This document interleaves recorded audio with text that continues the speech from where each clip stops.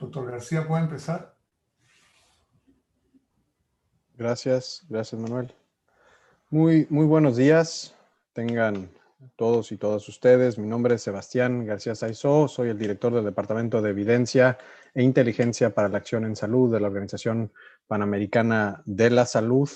Es un gusto tenerlos el día de hoy con nosotros. Simplemente un recordatorio, los que lo vieron hace unos instantes en la pantalla, este webinar tiene la funcionalidad de la traducción simultánea, la interpretación simultánea, inglés-español, por lo que podrán encontrar en la barra inferior de comandos en la plataforma Zoom un símbolo redondo en donde dice interpretación, y ahí podrán activar precisamente el idioma en el que desean escuchar las presentaciones y el contenido en esta sesión. This is a reminder that this webinar will have simultaneous translation. So for everyone that wishes to switch the language of any of the presentations, this is available at the bottom toolbar at the Zoom platform under the label interpretation. It's a round symbol, and you will be able there to choose between Spanish or English as you desire. With this, let me begin with some opening remarks to this webinar on evidence. Can it advance equity and SDG 3 in the face of the COVID-19 pandemic? Very good morning, and thank you very much for your presence. On behalf of the Director of the Pan American Health Organization, Dr. Carissa Etienne, and our Assistant Director, Dr. Jarbas Barbosa, I wish to begin with a very big thank you to all of you that actively participate from any particular field to the fight against the COVID-19 pandemic. A special greeting to all of you that joined from the sister agencies of United Nations, development partners, collaborating centers, universities, and other entities, and people around the world who today honor us with their presence.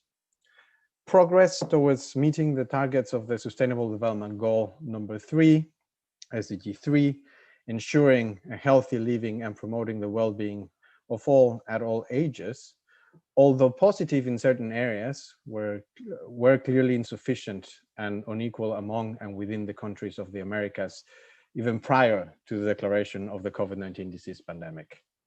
In the current context, the context in which we're all living now, where the expectation of health and well-being of all people is called into question by the pandemic itself, previous and new challenges come together and reinforce each other, threatening the scope of the SDG 3 targets and the commitment of leaving no one behind. The world is currently dealing with an immeasurable crisis fueled by poverty, weak health systems, lack of clean water and sanitation, among many other health, environmental, social, economic, and political problems. We have seen the lack of access to health services, reduced access to water and sanitation, or chronic diseases are factors that determine chances of survival in COVID-19 patients, and that the most susceptible groups are being hit hardest by the pandemic. The COVID-19 pandemic has also showed that the Sustainable Development goes beyond national strategies. Reaching the SDGs will not be possible if we don't all come together, not only in terms of international cooperation, but also with the involvement of every individual implementing evidence-informed public health interventions. In that context, decision makers are aware of the need to reduce health inequalities, while policy options and health recommendations should be guided by research evidence. Decision makers are confronted to conduct health equity impact assessment for potential programs or policies. It is also in that context that we ask ourselves, how can evidence advance equity and the SDG 3 in the face of the COVID-19 pandemic? The Pan American Health Organization is monitoring this situation closely, particularly the convergence of these three themes: COVID-19 and post-COVID-19 scenarios, the Sustainable Development Goals, and health equity. It's by taking this in mind that we have launched a series of webinars to open a space for dialogue, mutual learning, and regional action to ensure a healthy living and well-being of all at all ages in the Americas in our path to 2030 and beyond. With this, I open this seminar of the series and wish you all success in your endeavors, and kindly thank you for your support in this global fight against the pandemic and for the attainment of the SDGs. Thank you all very much. And let me, at this moment, introduce you to Ludovic Reves, also from the Department of Evidence and Intelligence for Action in Health, who will help us conducting the next interventions and the presentation from our panelists, who I thank as well for their participation and their input to this very important discussion space. Ludovic, over to you. Thank you, Sebastian. Can you hear me well? We hear you perfectly. Thank you. So good morning, everyone. So we are going to start the first of our three presentations in this panel. So it is my pleasure to present Dr. Vivian Welch. She is the editor-in-chief of the Campbell Collaboration. She is also the director of the Method Center at the Bruyère Research Institute and associate professor at the University of Ottawa School of Epidemiology and Public Health. She also co-convenes the Campbell and Cochrane Equity Methods Group and is a co-director of Cochrane-Campbell Global Aging. She obtained her PhD in Population Health and Epidemiology from the University of Ottawa. The title of her presentation is Equity and Effectiveness, Experiences and Tools from Campbell and Cochrane Collaboration. So thank you, Vivian, and please upload your presentation. Thank you very much. Great, thank you, Ludovic. I'm not sure if I can start my video. I think it is stopped.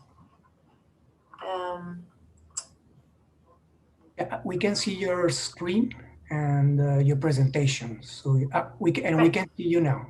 Perfect. Okay. Please go ahead. Okay. The technology is all a bit new for me, so I hope that it's fine. Okay, well, thank you, Ludovic, very much for the invitation to present here and for the very kind introduction. I'm going to talk about equity and effectiveness, experience and tools from Campbell and Cochrane collaborations in 15 minutes or less. So it will be a brief overview, and really thank you to all the participants, and encourage you to get in touch if there are questions beyond, this webinar.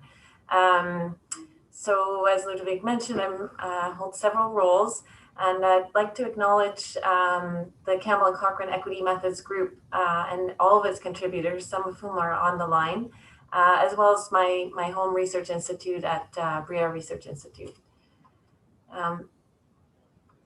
Just have to move ahead. Okay. So I don't have any competing interests to declare other than my roles in Cochrane and Campbell. And what I want to cover today is a little bit about Cochrane and Campbell, a bit about the Campbell and Cochrane Equity Methods Group and our role, and lastly, a framework that we recently developed and proposed to assess potential equity harms of COVID policies and ways to mitigate those harms. So first, Cochrane and Campbell. I think most of you will know this photo very well. Who is this? This is Archie Cochrane, who famously said, "It is surely a great criticism of our profession that we have not organized a critical summary by specialty or subspecialty adapted periodically of all relevant randomized controlled trials." So the Cochrane collaboration is named after Archie Cochrane and aims to promote evidence-informed health decision-making by producing high-quality, relevant, systematic reviews and other synthesized evidence. But what some people here might not know is maybe this quote is responsible for one of the misperceptions about Cochrane, that it is only about randomized controlled trials. Actually, over 20% of Cochrane reviews include non-randomized studies. And Cochrane has, in the last few years, developed several different methods of evidence synthesis, including qualitative evidence synthesis and other methods like prognostic reviews and diagnostic reviews.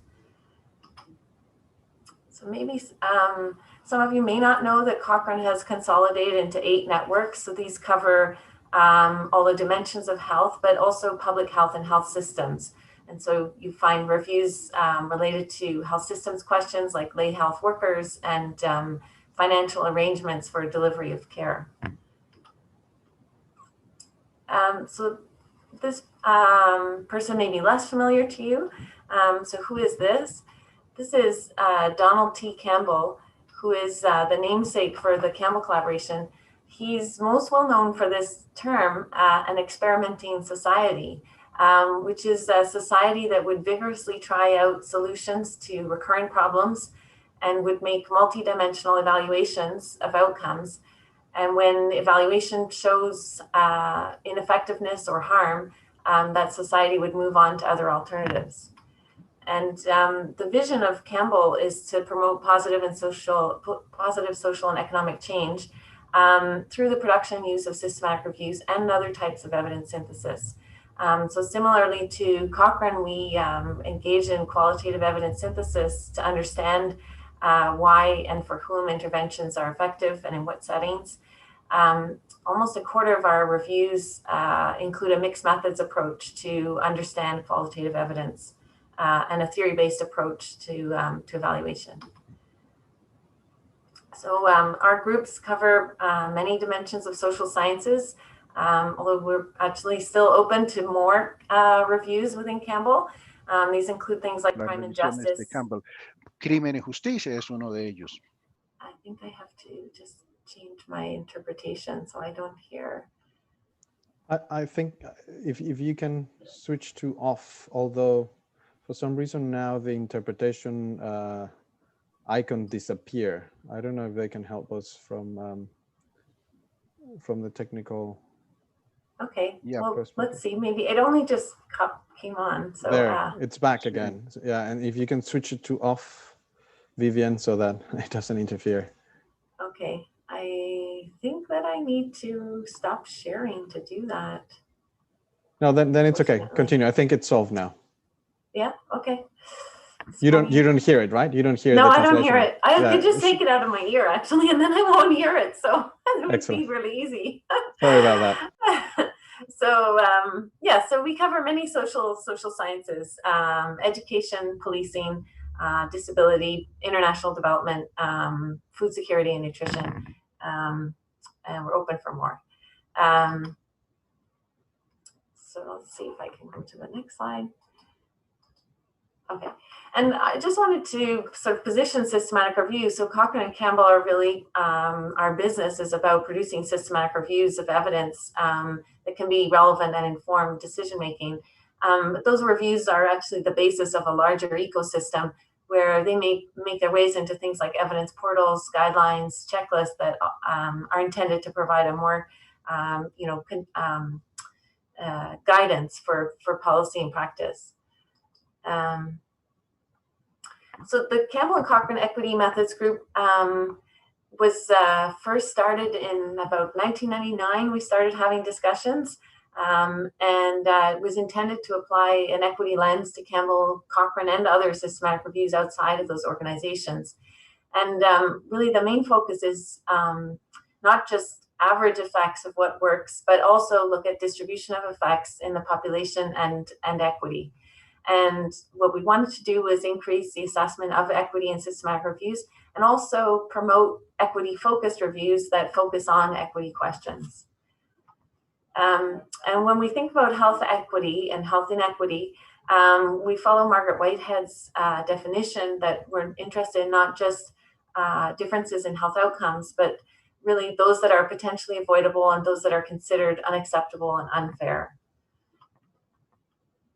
And some of you may have seen this slide depicting differences in inequality, equality, equity, and justice, where there are two issues in this graphic. One is the access to the opportunities, so equal access, and one is the opportunity, so the apples themselves. And from an equality perspective, on the top right, both children have been given an equal support, even though they have different needs here. In the bottom left, this has been defined as equity, where increased supports have been given to a child who needs a taller ladder. And in the far bottom right is thinking about how you structurally change that tree to provide equal opportunities, not just equal access to the tree. And I think I just want to say that Campbell and Cochrane equity methods is about both of these issues, so about access to healthcare, but also about differential effects once that care has been accessed. So I'm going to get to more of that later, but we use this acronym PROGRESS to insist that when we think about equity, it's not just about socioeconomic status and poverty, but also about multiple social determinants of health.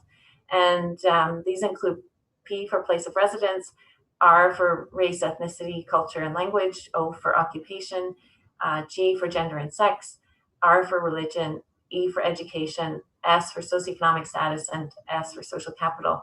This was first proposed by Tim Evans and Hilary Brown. Now she's Hilary Tabish. And what we did was to take this with leadership from Jennifer Petkovic, who's actually on the line, to focus not just on burden of disease, so inequities in health within and between countries, but also think about what are interventions that mitigate those inequities. So for this example, occupation, one example is that migrant mining workers in South Africa have higher rates of sexually transmitted infections. And on the right side, we've looked at an intervention, so which is known to be effective on the basis of systematic reviews or other evidence of providing prevention and treatment services to women in the community to reduce rates of sexually transmitted infections. So always insisting on what is effective to mitigate inequities, not just describing those inequities. So as another example, this is socioeconomic status, where ownership of malaria bed nets decreases with decreasing household wealth. And an effective intervention is distributing bed nets or vouchers to increase ownership.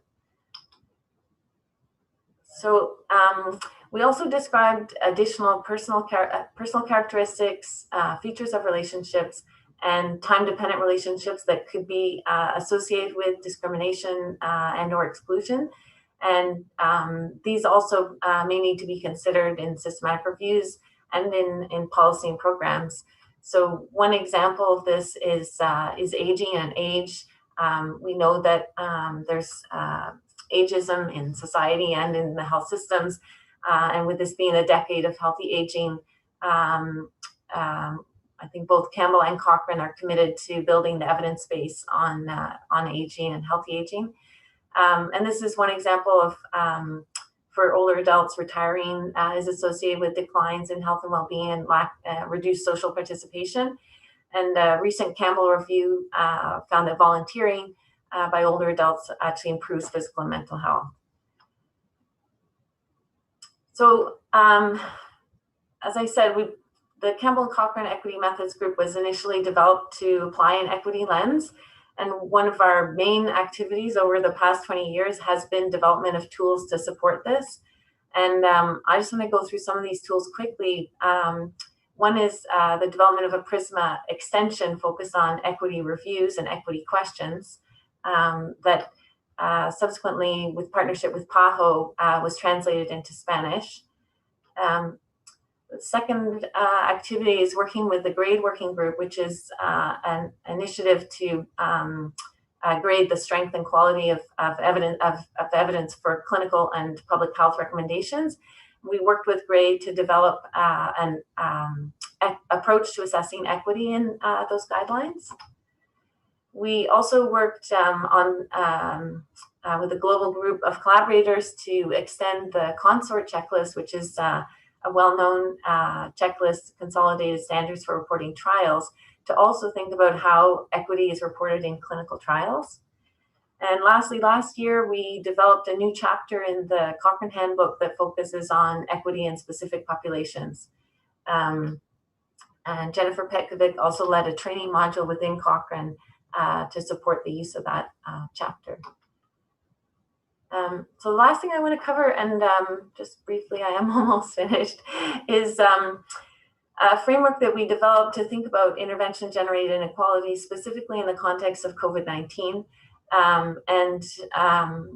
This term, intervention-generated inequalities, was coined first by Martin White in about 2009 as effects of interventions that actually widen the gap between the most and least disadvantaged populations by improving health for the least disadvantaged and worsening or having no effect on the most disadvantaged. And we did an overview led by Theo Lorenk at the time a few years ago that assessed, it was an overview of systematic reviews to look at the presence of these intervention-generated inequalities. And some examples are things like interventions which require health literacy, and also population-wide campaign interventions have been shown to generate inequalities. And in the context of COVID-19, we published a paper in, I think, May in the journal Clinepi, led by Rebecca Glover, where we proposed that the COVID-19 pandemic, you can see on the left, the COVID-19 pandemic has, for the most part, magnified inequities in society, affecting populations differentially. So putting greater burden on women for caregiving at home, increases in domestic violence, and also spread of infection in occupations at greatest risk in the essential services.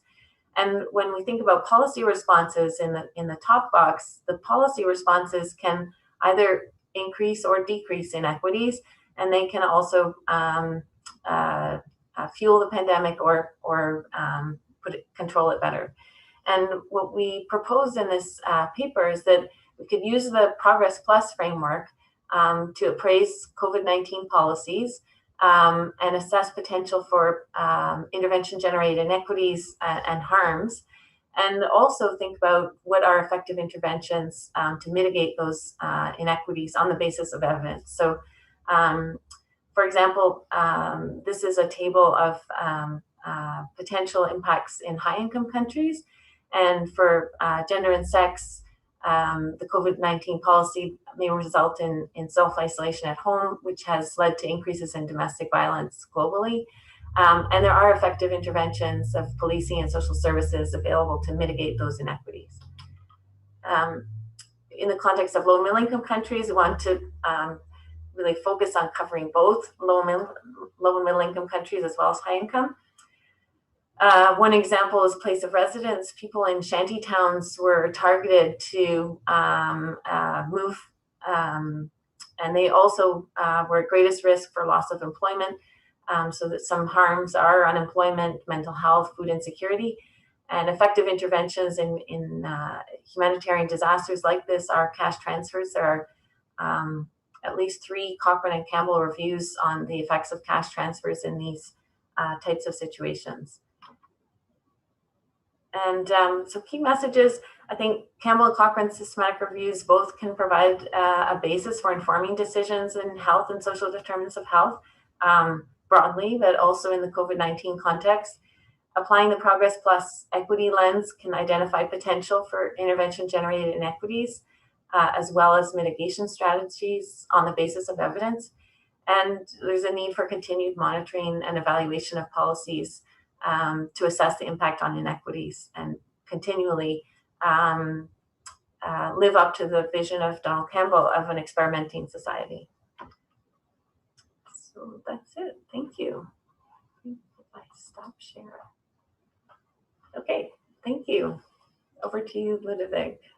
Thank you, Vivian, and thank you very much for this comprehensive description of the tools and the resources and the evidence that are available in Campbell and Cochrane and the Bruyère Research Institute. So it's my pleasure now to present Dr. Janet Hatcher-Roberts. Janet is the co-director of the WHO Collaborating Center on Technology Assessment, Knowledge Translation, and Health Equity at Bruyère Research Institute and the University of Ottawa.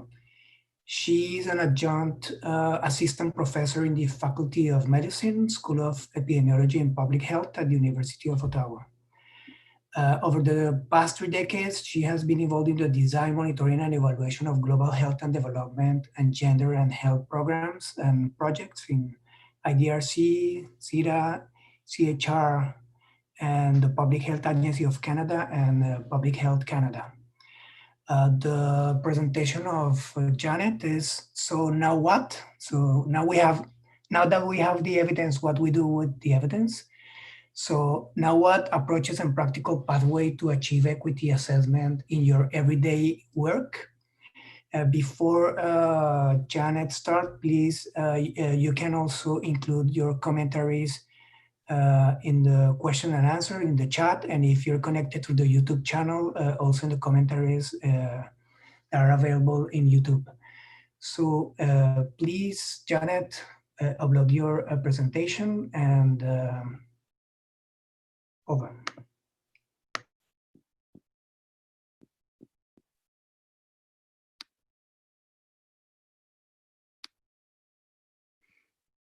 So can you see that?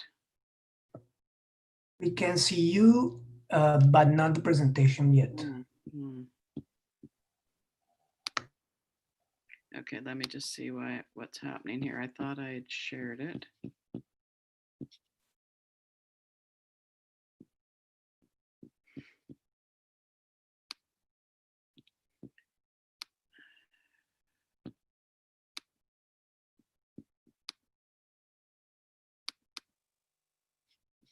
There. Okay.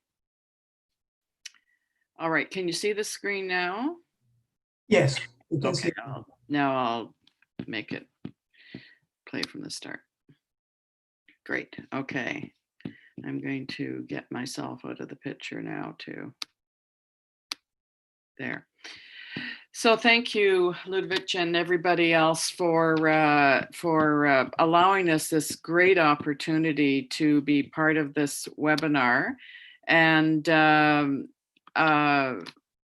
being involved with this over the years. I know I was the technical representative for PAHO in Canada for over 12 years, and so was involved in many early discussions around equity over the years, and how do we actually move this into some kind of practical application is where we're at now. Let's see there. So as Vivian said, Archie Campbell and Cochrane and Campbell have really looked at synthesizing the evidence and looking at how people loaded in around the mean or the average of that particular intervention or program. But what we really need to think of now is who are the people that didn't respond? Who are the people that when you actually move this intervention or program into a community, it wasn't working the way we thought it was going to work based on the research or the controlled community intervention. And they tend to be the most vulnerable. And we need to understand why are they vulnerable, which feeds into this whole equity picture, because whatever is making you vulnerable is usually an inequitable determinant. So the health equity impact assessment, and I know Ludovic mentioned it, is some of you are familiar with it, some of you may not be familiar with it, which really looks at a process, an iterative loop of scoping the priority populations, looking at the potential impacts, intended and unintended, related to social determinants of health, the effectiveness of the intervention from an equity perspective. So I've highlighted that in gold. And then what are the mitigation steps to reduce the negative impact on ways to measure, which are also culturally sensitive. Then how do you disseminate it and how do you monitor in the monitoring and evaluation phase? And then feeding back into the priority populations. So we do this because we need to understand what happens between the step where we've determined that this is a very efficacious intervention or set of interventions, the program, to community effectiveness. And there's steps along the way like access, which Vivian talked about, potentially a diagnostic accuracy if we're talking about, so let's say COVID, provider compliance, consumer adherence, and then we get to what we call community effectiveness. And we lose a lot of effectiveness in all of those steps. So if we, let's say we start with an 86% efficacy, access can reduce that for many reasons. Diagnostic accuracy can also reduce us down to 50%. Provider compliance, consumer adherence. So we can get down to a much lower level of community effectiveness, let's say under 13%, because of all of these factors that cause us to lose that effectiveness. And in each step of the way, there's inequities that we need to consider. So is what we're doing effective at the community level? What are the factors that cause an intervention not to be as effective as we thought from an efficacy point of view? Previously, we do have tools to look at the evidence around an intervention, a set of interventions, which we could call a program, or a set of programs, excuse me, which we could call a policy. But practically, how do we move forward? So the first thing we have to ask is, and we often don't ask, is the community ready for this? We may just think, of course they're ready, they need this, we have data, we know there's some real demand here based on burden of disease, let's get in there. We really like to look at a model for community readiness that takes into account, first of all, how is that community defining themselves?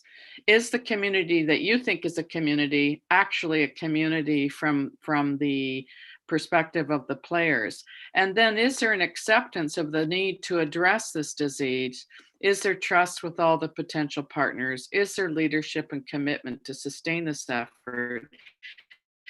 And then what are the challenges that need to be addressed in each community? So they're ready and able, and that's critical. Are they able to work with this intervention or program that's being made available? Are there the resources, the skills, and the capacity? Vivian talked about cultural sensitivity. We need to adapt and adjust along the way. And then the final one, which is I found in my experience of implementation in many countries, how does the community measure success? The way we might evaluate a positive outcome or result or an impact may be quite different than how the community defines it. And so we have to learn and understand how to align that so that when we evaluate, we're taking into account the community's perceptions and our need in order to move along the steps. Oops. So once we know a community is ready, we need to be mindful of the equity issues from the very start. And we need to ask questions that will allow us to identify what might be the challenges and barriers because of the inequities. And all along the way, we need to touch base with the affected community to understand how things are being perceived and the level of engagement of community members for this to be sustained. Are there certain community members who are blocking this, who are undercutting us in order to move this forward? And it may well be because of equity or perceived equity issues.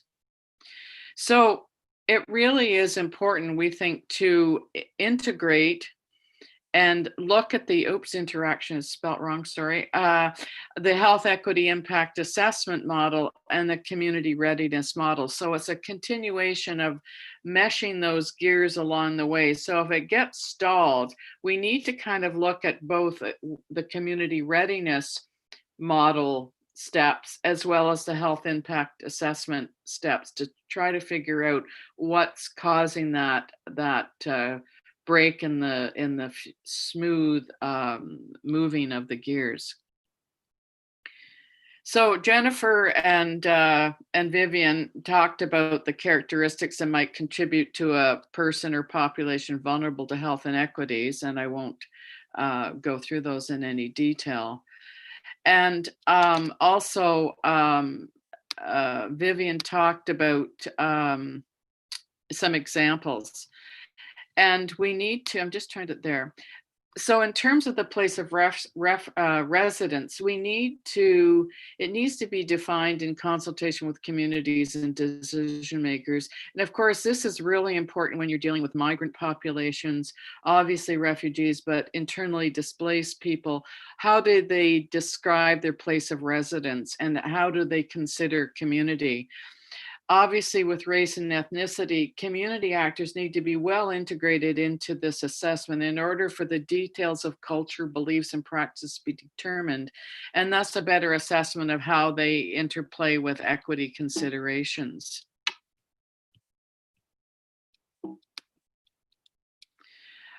In terms of occupation, it's important that we get this information. And yes, we can ask it of an individual or a group of individuals, but there are other sources of data that may add to this in terms of environmental exposure of occupation or of factories around the area, and broader issues around occupation that could be integrated or overlaid onto this assessment. And Vivian talked about sex and gender data, and it's easy to collect, of course, the sex data, not so easy to collect the gender data, which is the social construct of being male, female, or other.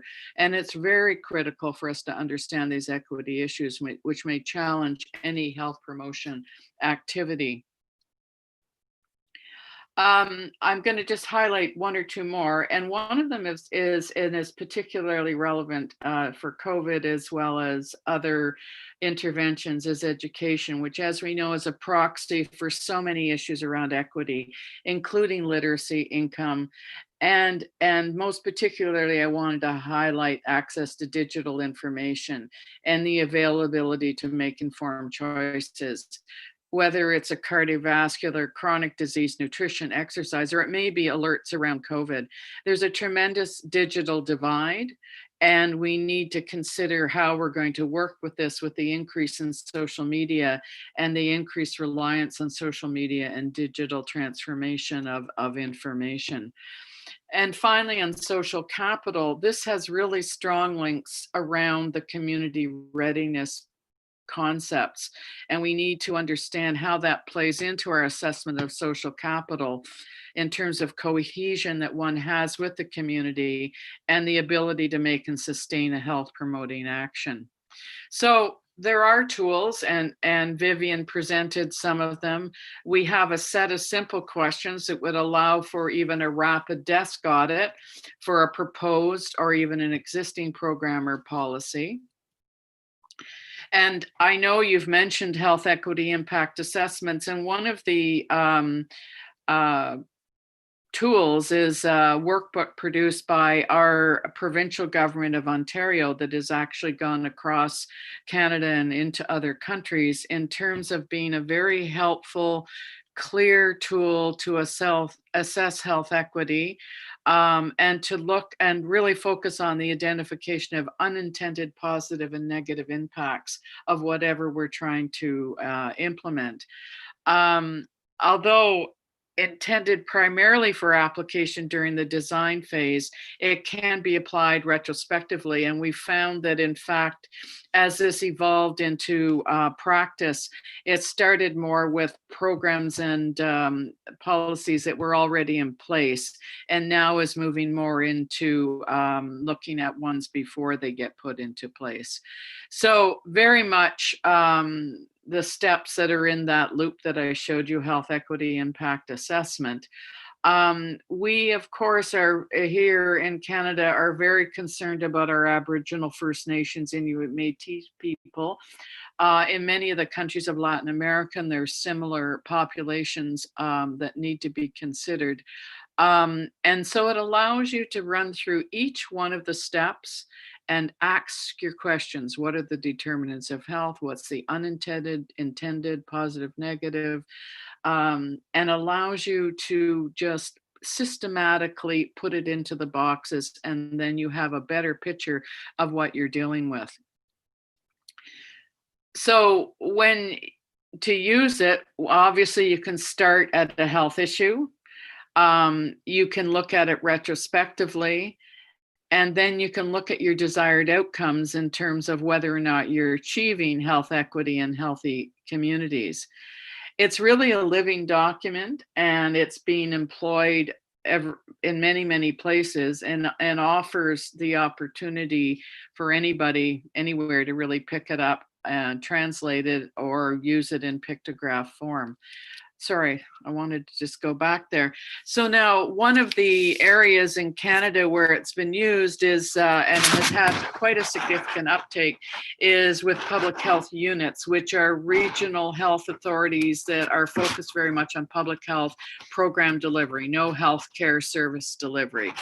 And of 30 public health units that exist in Ontario, 26 of the 30 health units are using it for assessed existing programs. 20 of the 30 public health units have actually created health equity teams. And that's been very critical to integrate some of the thinking into the programs and policies that they're developing and implementing. Very few, well, less than 50% actually looked at it for proposed programs as of yet, but we're finding that's actually increasing and evolving over time. And so of 16 out of the 30 actually used it for assessing existing programs, and 12 out of the 30 for assessing new programs. And only 5 out of the 30 used it to assess cultural appropriateness. So we have a long way to go, but we feel that it's something that's evolved. So I hope what you're left with is the theoretical basis for this, the evidence, how to integrate equity, some practical approaches to your work and influence, some tools that you can use, a simple set of questions on your road to integrating equity, whether you're government, academia, NGOs, or working in the community. It's hard to know who's participating in this video. And we are here to help and link you up with expertise in this journey. So thank you. Thank you very much, Janet, for sharing your experience and your knowledge to understand the key topics on health equity impact assessment for programs and policies and all the tools that are available. So our next speaker is Dr. Jorge Barreto. Jorge is a researcher at the Osvaldo Cruz Foundation Fiocruz.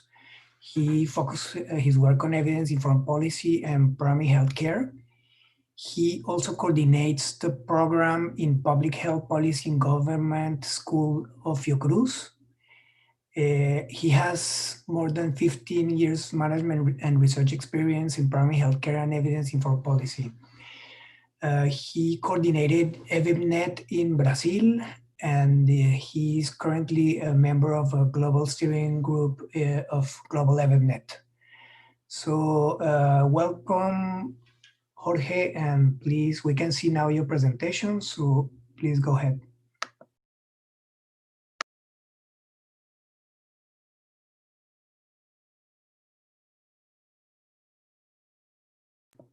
We cannot hear you. No, now we mi can. micrófono estaba mutado. Gracias, Ludovic. Please make sure that you are on the Spanish channel and not in the English channel. Yeah. Entonces, muchas gracias por la invitación de hacer parte en este panel. Muy interesante las presentaciones. Felicitaciones a Vivian y a Janet. Hoy estoy aquí para compartir un poco de nuestra experiencia en Brasil, una experiencia de muchos años y que en los 2 últimos años se ha concretizado especialmente en esta iniciativa que se llama SPI Project o Proyecto SPI, que es un acrónimo de Evidence Informed Policy Management o gestión de políticas informadas por Evidencia que se ha involucrado a grupos de trabajo, a equipos de nivel local en las municipalidades de Brasil. Bueno, soy un trabajador de la salud pública en Brasil, soy investigador en Fundación Osvaldo Cruz, especialmente en la parte de política de salud, y en el proyecto SPI soy uno de los mayores contribuyentes desde que se empezó todo, y hoy hago parte de la coordinación nacional de este proyecto. ¿Dónde viene el proyecto SPI? Bueno, hay un gran background de Evidencia Informe de Policymaking en Brasil, especialmente cuando se desarrolló, a empezar en 2007, la Evidencia en Brasil. Evidencia es la red de políticas informadas por evidencia, que es una iniciativa global de OMS. En la región, la ODS hace el liderazgo de Evidencia para la región, y en Brasil tuvimos un gran avance en términos de desarrollo, implantación en nivel local. Este es muy importante porque este es un background para que el proyecto SPI se desarrolle a partir de 2015. Esta es una parcería entre el Ministerio de Salud y el Instituto de Investigación y Enseñanza del Hospital Sírio-Libanés, que está ubicado en São Paulo, pero tiene trabajo y abramancia para todo el país. Tenemos 3 ediciones con mucha diferencia mientras las ediciones de proyecto SPI. Ha empezado en 2015 y la última en 2018 se empezó, y es sobre esta que voy a hablar hoy. Si tiene más interés en conocer un poco más, hay un link en la presentación donde puedes sacar más información sobre cómo el proyecto SPI se ha involucrado en términos operacionales. Pero, ¿cuáles son los objetivos? Por detrás de SPI hay todo el tema de política informada por evidencia, los macro problemas relacionados con la toma de decisión, que tiene limitaciones cuanto al uso de conocimiento científico de manera sistemática, transparente y, acima de todo, equilibrada con el contexto. Este es el tema, y para eso SPI está enfocado en desarrollar capacidades y hacer la cualificación de la gestión para que se pueda hacer un proceso de toma de decisión más transparente, más sistemático, más equilibrado en nivel local. Así vale decir, implementación de acciones, implementación de políticas que ya existen a nivel nacional, regional o mismo estadual o local. ¿Quién hace parte del proyecto SPI? Tenemos todo el país, está ahí. Brasil es un país muy grande, como conoce usted. Tenemos 12 regiones donde el proyecto se ha desarrollado en esta edición. Son 40 personas, le llamamos participantes por región, en un total de 480, y son divididos en equipos. Entonces tenemos 49 equipos, no 48, porque alguna tiene más o menos que 10 personas, ¿no? Y así, esta es una visión muy clara sobre cómo SPI está distribuido en el país. Pero el país no es exactamente como se está mirando. Así se puede poner una lente de equidad para mirar que Brasil es un país ya de muy grande, es un país muy desigual. Tenemos muchas diferencias y están mirando solamente las diferencias relacionadas con la vulnerabilidad social, donde sale de muy baja hasta muy alta vulnerabilidad, pero dentro de las regiones hay muchas otras disparidades que tienen impacto sobre las cuestiones relacionadas con salud pública. Entonces, Brasil es un país muy grande, con población muy grande, que tenemos más de 2 millones de habitantes, y de ahí se sacó las personas que trabajaron en SPI en esta edición. Tenemos un perfil muy, digamos, de mujeres que están trabajando en la salud, pero hay algunas personas que están en el campo de sociedad civil. ¿Y cómo trabaja el SPI en términos metodológicos? Adoptamos las herramientas soporte para política informada por evidencia, que son herramientas que tienen una estructura metodológica muy bien definida y Evidencia está adoptando las herramientas de soporte desde que empezó su trabajo, y la herramienta de soporte fue utilizada para el desarrollo de las actividades de todo el proceso de capacitación. Esto es combinado con un abordaje constructivista para educación.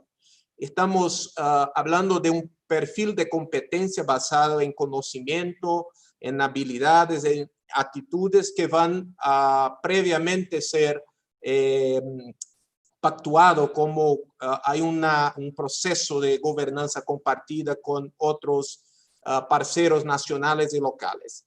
Hay encuentros a lo largo de 2 años, son encuentros en cada mes de 3 días, y estos encuentros son organizados a partir de un nivel central. Hay una coordinación y este nivel central hace el monitoreo y ¿cómo se dice?, el soporte para que facilitadores puedan desarrollar sus actividades en nivel de la región. Todo eso es planeado con bastante antecedencia, todo sigue un plan de padronización, pero hay las adaptaciones necesarias para cada región porque tenemos mucha variación de contexto en términos de recursos, en términos de disponibilidad de tiempo y todo. Entonces, los resultados generales de SPI son 49 grupos y todos han desarrollado síntesis de evidencia sobre prioridades locales que fueran discutidas y compartidas en términos de decisión sobre problemas de salud prioritarios. Eso cerró todo en septiembre del año pasado, y eso se desarrolló en Policy Dialogues, que son encuentros con grupos interesados, que también se desarrolló en el año pasado, y después planos de acción. Los planos de acción son basados en la evidencia global, en la evidencia local, y estos son los temas de los planos de acción. Se puede mirar que hay temas relacionados con cuestiones muy variadas, y solamente para tomar como ejemplo tenemos la atención primaria de salud, muy relacionada con los objetivos de desarrollo sostenible 3, que es relacionado con salud, y aquí tenemos varias cuestiones importantes sobre atención primaria de salud. Solamente para tomar como un ejemplo, tenemos un tema de salud de los niños, donde el problema que se fue priorizado era relacionado con la mayoría de la vacinación, la cobertura de vacinación para niños bajo de 1 año. Aquí en la evidencia síntesis teníamos 5 opciones de política, se llama opciones de política, cada una de las opciones que están basadas en la mayor evidencia de revisión sistemática, pero eso se hace en el diálogo, un balanceo de eso con la evidencia local, con las cuestiones de limitaciones de recursos, etcétera. Y después de COVID, cuando se empezó la implementación del plan de acción, que se empezó todo en marzo de este año, exactamente cuando Brasil recibió la COVID, llega a Brasil un poco antes, pero en marzo Brasil comienza con todas las restricciones, y al final de todo teníamos que adaptar todo para una nueva realidad, con nuevas priorizaciones, y al cabo de todo tenemos solamente una opción siendo implementada. Exactamente esta opción implementada es una opción que se debe mirar con una lente de equidad, porque es enfocada en desarrollo de una aplicación para móvil, para hacer como e-health para personas que muchas veces pueden no tener acceso a este recurso tecnológico. Entonces, hay 2 momentos donde se debe mirar la cuestión de equidad. Uno, cuando se va a hacer la priorización de los temas, una vez que tiene una estructura de gobernanza para compartir los temas con las personas interesadas y hacer un proceso de priorización claro, que sea sistemático y transparente. Y después, cuando va a hacer el plan de acción, que tiene que mirar si hay algún riesgo para producir más desigualdad donde no hay, o para aumentar las desigualdades donde están ubicadas desigualdades previas, Para eso se usan algunos frameworks, como por ejemplo Progress, es lo más utilizado en esta iniciativa, porque se puede mirar si hay, por ejemplo, una variación de resultado en las revisiones sistemáticas para diferentes grupos, o si hay alguna razón, algún factor que lleve a pensar que en este caso de implementación, en este contexto, debería tener algún cuidado adicional, alguna cosa se debe hacer para evitar que se haga una producción de disparidades donde no habría al inicio.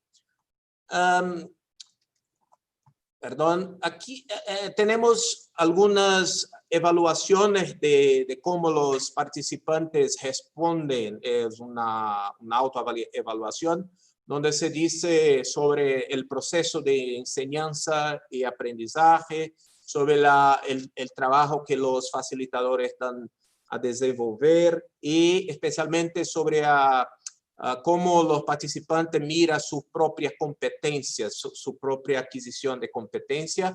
Y esos son resultados que hacemos como periódicos todos los años, sino todos, cada 6 meses se hace una evaluación. Y al final del proyecto se hará una gran evaluación sobre todo eso y otras cosas. ¿Cuáles son las lecciones? Primero, sobre la evidencia síntesis, sobre las síntesis de evidencia, es que los grupos tenían un perfil muy iniciante, ¿no? A pesar de tener alguna familiaridad con cuestiones de investigación, para eso eran iniciantes. Y ellos han reportado que tenían deslocamiento de capacidad. Esto está muy claro. Claro que los 49 productos de evidencia síntesis tienen una variabilidad de metodológica, cualidad metodológica, porque los grupos son muy variados, hay muy diferentes contextos. Pero para toda la integración, mientras los contextos y el proceso de priorización y hasta mismo la implementación, esto fue algo que los grupos en general ha mencionado en la evaluación que tenemos hoy. Y por fin, en términos de gobernanza, ¿no? Hay límites para la gobernanza que los grupos, ainda que tengan participación de personas del gobierno, hay límites para cómo la implementación puede ser hecha después que tú tienes la evidencia en la mano, una síntesis bien hecha de todo. La gobernanza es muy importante. Sobre los diálogos de política, los grupos reconocieron que es un abordaje que tiene muy buen potencial para involucrar a las personas, los interesados y especialmente para tener más información local contextualizada. Los grupos hicieron eso, no contaron con no más que un soporte de los facilitadores del nivel central, pero todo fue hecho por los grupos que salieron de un perfil muy inicial y ahora están como que capacitados para hacerlo.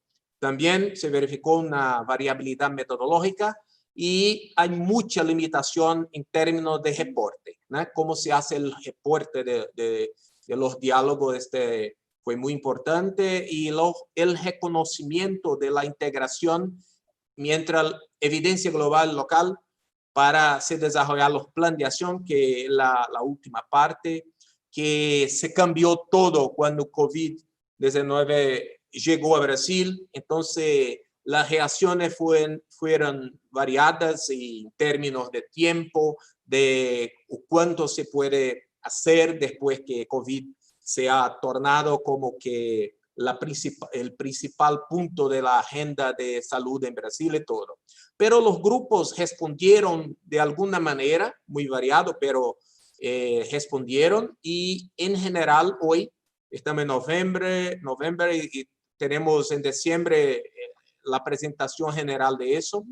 Tenemos una implementación parcial, el escenario que más se puede mirar en términos de implementación, y tenemos muchas cuestiones emergenciales que muchas veces no estaríamos preparados para responderlas. ¿Ok?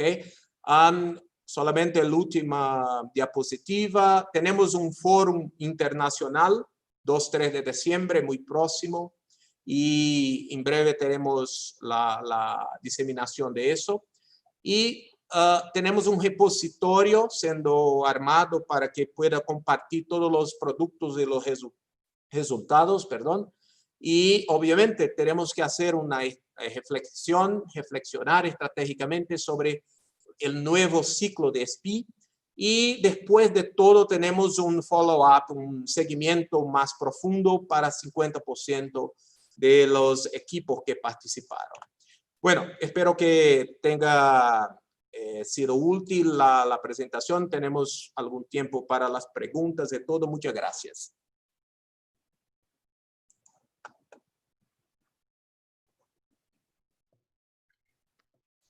Jorge, muchísimas gracias por la presentación del proyecto de SPIE. Y vamos a pasar entonces a la sección de preguntas y respuestas. Por favor, ponerlas, sea bien en el chat o en la sección de comentarios como tal de preguntas y respuestas. Vamos a empezar con algunas preguntas que ya tenemos. La primera, y me parece que es un poco para Vivian y Janet, se relaciona con el impacto que puede tener los aspectos de equidad, la representación de los aspectos de equidad en los ensayos clínicos, y también si pueden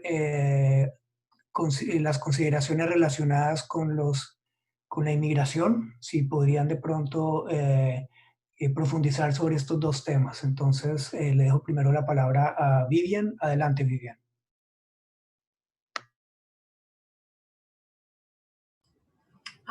Well, I'm hoping I understand the question. I maybe just check with you, Ludovic. Is the question is about considering migration in clinical trials? You're on mute. Sorry, I'm going to switch to English and read the question in English because it was done in English. So they're talking about the lack of representation on the current clinical trials on COVID. Okay. The aspect, that's question one. And if you can expand, you or Janet can expand on equity consideration for immigrant. Okay. I think first, the lack of representation in clinical trials, is a long-standing problem with evidence in general, is how to think about whether evidence can be applied to other populations who are not included in trials. This is long-standing with populations of people excluded from trials, like women, pregnant women especially. I think it depends on the situation, but whether evidence from those clinical trials can be applied to other settings. That's one of the activities of work of the equity group and the work with the GRADE working group for clinical guidelines, is to what extent evidence can be applied beyond the populations included in the trials. So thank you for that question. I think about migration, maybe Jan, would you like to take that one? Because I think Jan has the most experience with that.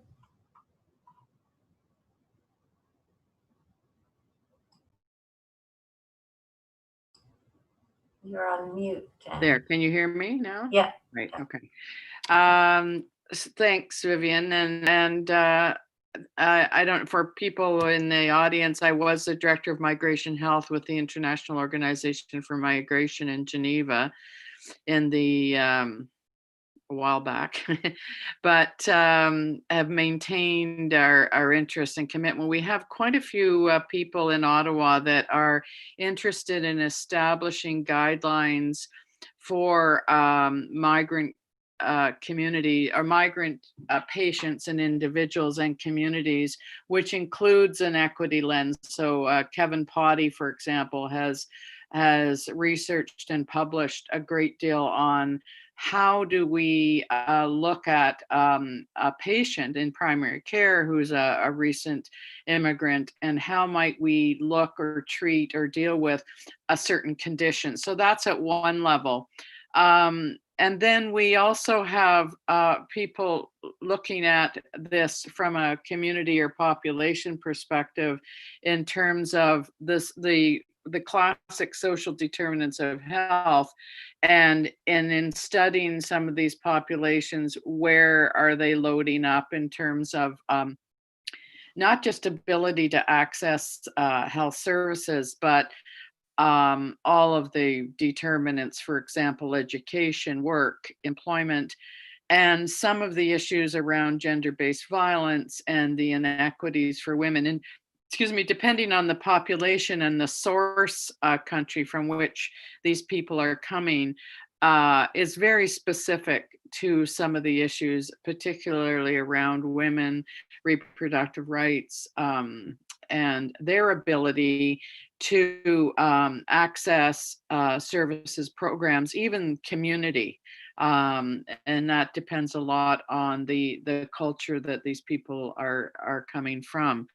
In addition, what we found with COVID is that, and we're talking about migrant communities, which can include economic migrants or refugees that have recently come to our country. And we don't have internally displaced people within our countries as much as maybe some countries in Latin America with huge flows of people. But within that, we found that there's incredible food insecurity, gender-based violence, isolation of the women. If there's a cell phone in the family, the husband or father takes the cell phone and leaves the domicile and leaves the woman quite isolated. And in terms of some of specific work we're doing with a community here in Ottawa, in Vanier, which has some of the poorest education readiness in Canada. So it's very bad, even though it's in Ottawa, you think, oh, everybody's doing well here. Well, we're not. These populations are at very high risk for isolation of the women and gender-based violence. And we can't even get to them because the husbands have the phone. When you phone, they say, no, she's not here, and they hang up on you. So we've developed a process with medical students who are going out ostensibly to deliver food packages and school supplies to have a check with the families. So there's many, many initiatives going on that we can look at. And then now with COVID, it's just magnified everything. I hope that answers your question, but I can always go offline with whoever asks that question and spend more time. Thank you, Janet. And there is an additional question, and maybe you can also answer. They're asking about people that are in prison. So if you can also elaborate a little bit on that and more related to COVID. In relation to COVID, well, Vivian may know something there too, but here, I mean, it's a huge problem, and we've got big outbreaks here in Canada, and I'm sure you do everywhere in Latin America. And yes, they're prisoners, but also they tend to draw from the poorest, more vulnerable communities, and they've lacked the resources and the opportunities, and have turned to not turned in a way that says, well, it was your choice, but they sometimes have had to make choices that are criminal in activity that end them up in prisons.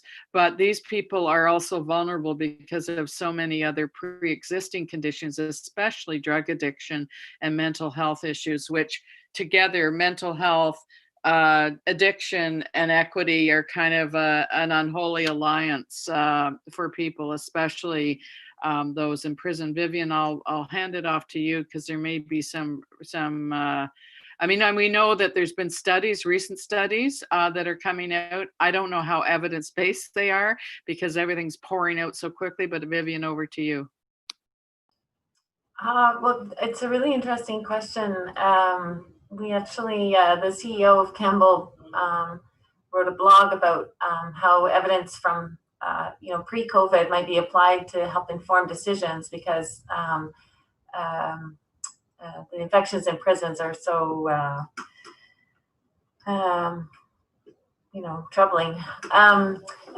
What he proposes, we have evidence in the Campbell Library on custodial sentences compared to non-custodial sentences. So there is evidence there about considering non-custodial sentences, which would reduce the crowding in prisons, and how to apply that evidence to the COVID context. Thank you, Vivian. This is a question for the three of you, maybe for Jorge at first, which is how to bring together the evidence and policymakers, because sometimes policies are not, the evidence is not on the same direction that the policy related to equity. So how to bring together policymakers and researchers, or at least the research of the evidence. Jorge, if you want to elaborate on that question, thank you. Ludovic, gracias por la pregunta. Este es el macro problema, el principal problema de las políticas informadas por evidencia. Este está en el tema de Knowledge Translation y el no-do gap. Exactamente eso. Hay como una distancia ahí, una brecha. Bueno, la respuesta que se tiene hasta hoy es que es necesario lanzar, este es un resultado que se desea obtener. De alguna manera se desea que las decisiones de los políticos, los decisores sean bien informadas, no solamente por la evidencia científica, sino por la evidencia local, las preferencias, la participación y todo, hace como mecanismo para eso. La respuesta sería cómo armar plataformas de traducción de conocimiento mirando a la toma de decisión sistemática, transparente y equilibrada. Este es el tema de VIPNet, el tema de muchas iniciativas que se tiene alrededor del mundo, pero no es fácil, no es tranquilo, ¿no? Porque hay interés, hay muchas cosas. Ajá. Entonces, me parece que es la pregunta de 1 millón, ¿ok? Muchas gracias. Interesting. I just wrote Jorge to say that we had implemented a very similar initiative in the Philippines, looking at integrating an equity lens for planning and decision making at the district or regional level. But we started at the community level and developed a decision on, let's say, 30 indicators, because it turned out that these communities were collecting over 600 indicators for different donors. UNFPA, UNDP, the Ministry of Health, other donors, and we got the communities to agree on 30, and they had a common definition. And so they were on a board, very simple, like a blackboard. And over time, they collected those data, and the community, as you said, Jorge, is very important for the community to look at what is happening in their community, and also who's making the decisions around the resource allocation. It could be a local government unit like the mayor, and around health decisions. So we found it to be very important to involve the mayor and those people that are political at the very beginning, so they understood, and then they understood the pressure from the community, who are also voters, to look at this, and then bringing, of course, the decision makers in, who are the bureaucrat government people who have an ongoing platform and often aren't kicked out in elections, that maintain the sustainability of that planning process. And when the data came out, people were grabbing the mayor by the ear and dragging him around, and we used GIS mapping, so that people really, really saw visually what was green, what was red, and what was yellow, and demanded of the mayors and the decision makers that if there was going to be new money, this is where they wanted it allocated. And so when the mayor was building a basketball court because he was getting pressure for some people, they said, oh, what are you doing? We need latrines. And so very quickly, it's a very specific example, but the data were all out there on maps and boards. Everybody understood it. You didn't need even a grade 12 education. And so that was another piece of the literacy piece, is how do they understand this visually? So red was where things were not going well. Well, why? And the community could identify right away what the problems were.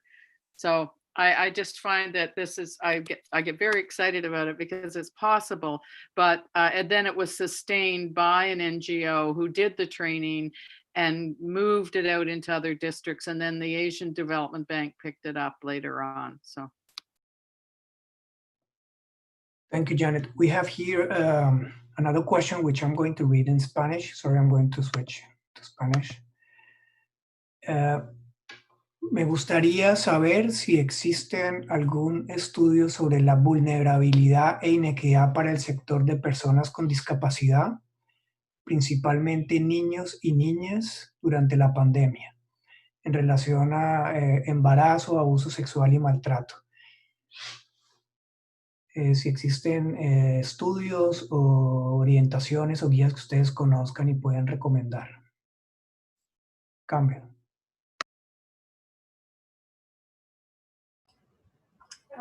I could just start by saying the Campbell collaboration has just published evidence maps related to child welfare and to violence against children, but they are not specific to COVID. So as I said, I think there's a real need for evidence synthesis to catch up to these priority areas and priority populations. And one organization that is working on priorities for evidence for related to COVID is COVID End. Cochrane and Campbell are both a part of this initiative, which is being led by Jeremy Grimshaw and John Lavis from Canada. And the COVID End initiative is building an inventory of systematic reviews in health, in social sciences, and economics related to COVID, so COVID-specific evidence and reviews.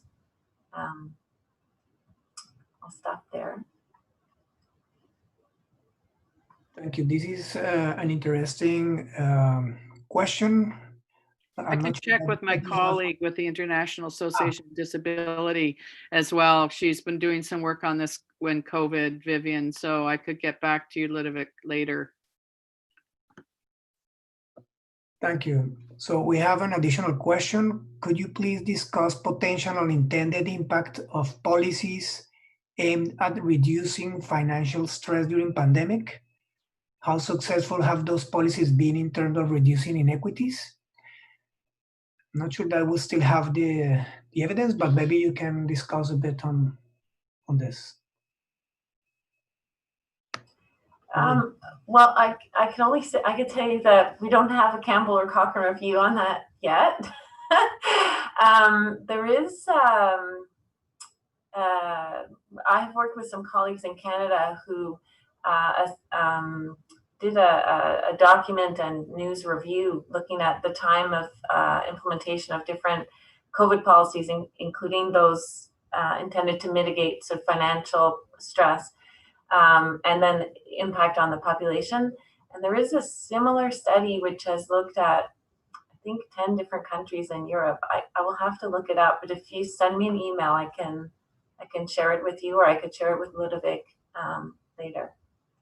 And it's an analysis of policies, so it's not a systematic review. Thank you. So we are going to have our last question, which is related with what equity considerations around digital health and telehealth and possible actions. Janet, you mentioned something about, you had a description related digital health at some point. And Jorge, you also mentioned some of the projects that you were developing that were on this topic. And Vivian, you maybe have some also systematic reviews that have approached this topic. So this will be the last question. Thank you very much. Okay.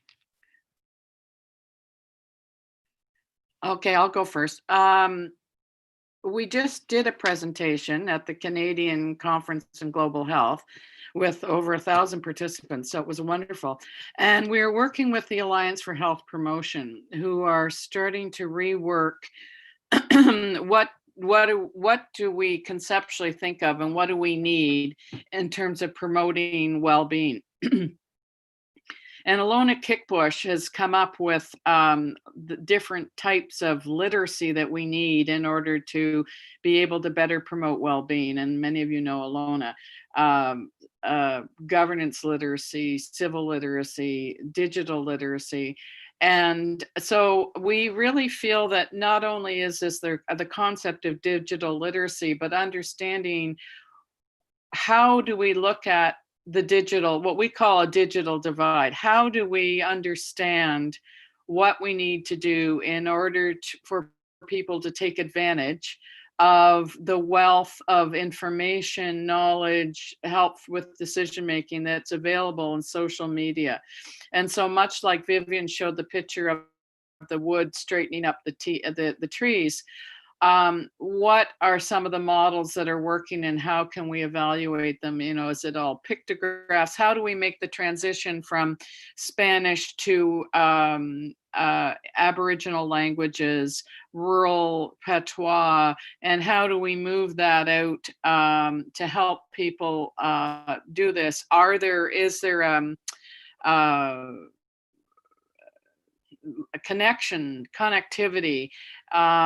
Is there alignment with the different platforms that we've got with the health information, community connectedness, etc.? So these are all issues that are in a checklist around what makes it a divide digitally. But and now what we're doing is developing a platform that says what's available and what's been evaluated. It's not a formal Cochrane Campbell process at this point, but we've got a guy from Australia who's actually created a platform of what exists and what's being evaluated. So it's a start at looking at this. Thank you.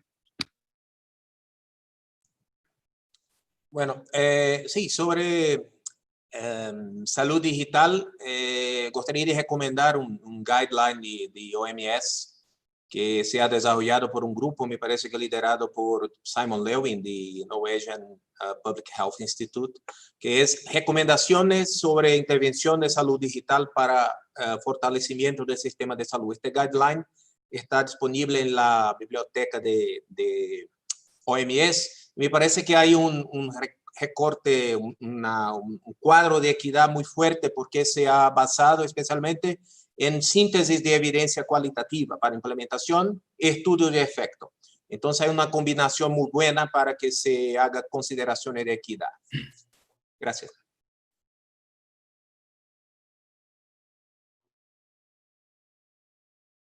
Vivian? I don't have much to add except, of course, digital health is an interest of the equity group. And so one thing we've worked on with the Public Health Agency Canada is interventions using social media to promote public health and what are the effects for priority populations and access. And it's probably not surprising, there's a lack of evidence about that in systematic reviews. So it's definitely a priority area. Thanks. Okay, so I want to thank our three speakers and all the group that collaborate in organizing this webinar. I'm going now to pass again the floor to Dr. Sebastian Garcia for closing the session. And thank you to all participants for their participation during the meeting. Thank you.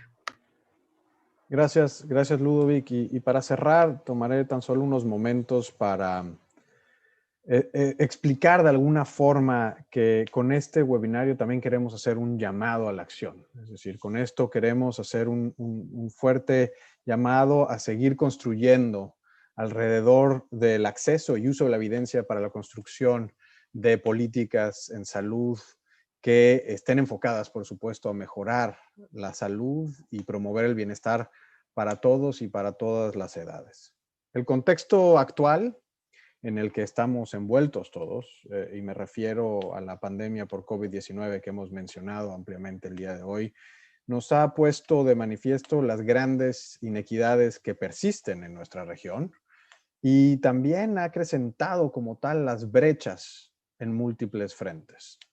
De igual forma, ha hecho explícito el rol que tiene la evidencia en esta lucha constante que llevamos, no solo en la lucha contra la pandemia, sino la lucha en sí contra las diferencias y las inequidades que persisten. Y la importancia que tiene el comprender y atender la diversidad que existe en los diferentes contextos al diseñar e implementar intervenciones.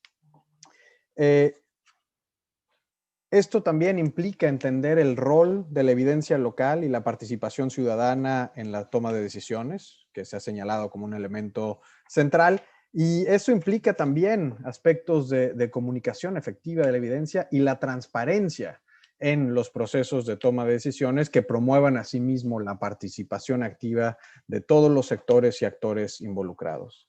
Y también quiero resaltar este énfasis que se ha hecho a la necesidad de contar con información con el suficiente nivel de desagregación que nos permita construir la evidencia que requerimos. Esto implica un esfuerzo sustantivo en regiones como la nuestra, que implica un gran mosaico, una gran heterogeneidad en la disponibilidad de esta información y, por supuesto, en la madurez de nuestros sistemas que nos permiten acceder a esta información. Sin más, yo quiero agradecer profundamente a todos los que participaron esta mañana con nosotros, a todos ustedes. Quiero reconocer a todos los que colaboraron activamente en el desarrollo y organización de este webinario, a nuestros panelistas, Vivian Welch, Janet Hatcher-Roberts y Jorge Barreto. Muchísimas gracias por su tiempo, muchísimas gracias por todo el conocimiento que compartieron con nosotros el día de hoy. Al equipo de EIH, del Departamento de Evidencia e Inteligencia para la Acción en Salud, que participó directamente, y me refiero a Ludovic Revés, Antonio Sangüesa, Patricia Solís, Oscar Mujica y Adrian Cox. Por supuesto, también a todos los que aportaron con la diseminación y comentarios para la creación de este webinario y la serie, Marcelo D'Agostino, Eliani Pereira, Diego González, a todo el resto del equipo apoyo dentro del departamento, que por supuesto tuvo un rol fundamental para que esto ocurriera, al equipo del Departamento de Comunicaciones, que nos apoyó intensamente esta mañana y permitió la transmisión también de este evento, a nuestros intérpretes y a todos ustedes por continuar diariamente junto con nosotros en esta lucha para lograr mejores entornos y mejor salud para la población de nuestros pueblos en la región de las Américas. Muchas gracias a todos y muy buenos días. Thank you. Bye-bye.